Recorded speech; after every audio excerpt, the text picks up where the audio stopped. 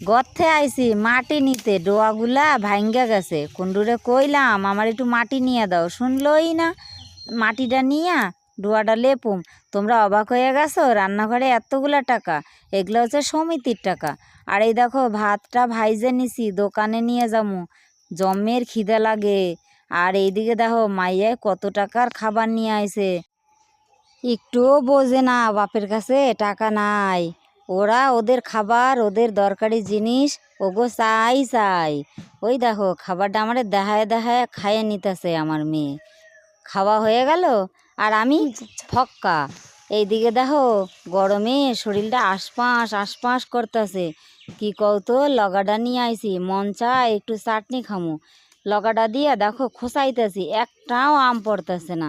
একটা আম পড়লে একটু চাটনি বানাইতাম, তো কত চেষ্টা করলাম, হইল না। এইদিকে পাট শাক